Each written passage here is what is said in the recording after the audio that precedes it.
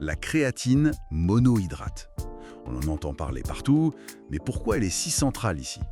Alors, elle jouerait sur plusieurs tableaux.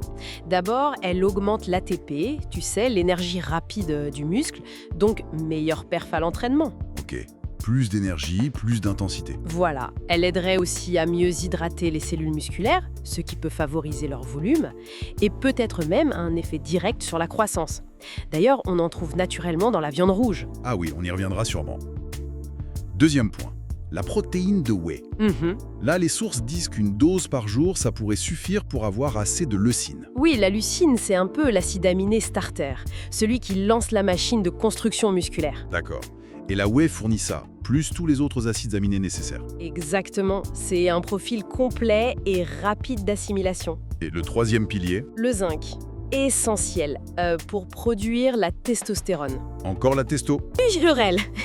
Et comme les niveaux peuvent baisser avec l'âge ou même avec un entraînement intense, s'assurer d'en avoir assez, c'est important.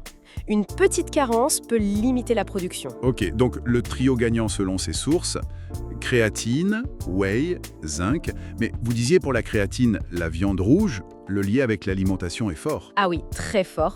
Et c'est là que ça devient assez cohérent. La viande rouge, surtout si elle vient d'animaux nourris à l'herbe, est présentée un peu comme l'aliment idéal. Idéal, carrément? D'accord, je vois. C'est très intégré. Les œufs, le poisson sont mentionnés aussi. Oui, les œufs et les poissons gras comme le saumon. De bonnes sources de protéines et d'autres nutriments utiles aussi. Très clair. Et il y a un dernier point qui m'a un peu surpris. Un truc soulevé dans les sources. Ah oui? L'histoire de la myostatine. Une protéine qui freinerait naturellement la croissance musculaire. C'est contre-intuitif. Oui, c'est fascinant, n'est-ce pas? La myostatine, c'est un peu le frein à main naturel du corps, pour éviter une croissance musculaire sans limite. D'accord. Une sorte de régulateur. Exactement. Et ce que suggèrent les documents, c'est que certaines choses pourraient, disons, desserrer un peu ce frein. Comme quoi? L'entraînement intense, en résistance justement. La créatine aussi, apparemment. Et même la vitamine D qu'on obtient via le soleil.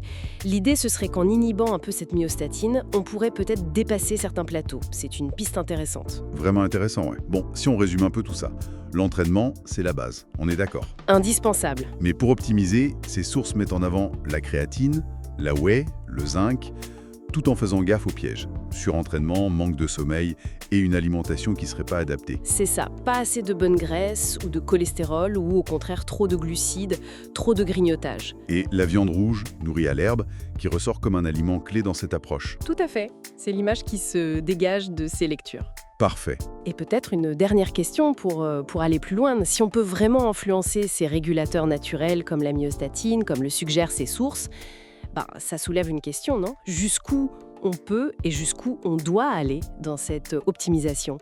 Quelles sont les conséquences à long terme de vouloir moduler ces mécanismes biologiques assez fondamentaux? Excellente question pour terminer. Ça laisse matière à réfléchir. Merci beaucoup. Merci à vous.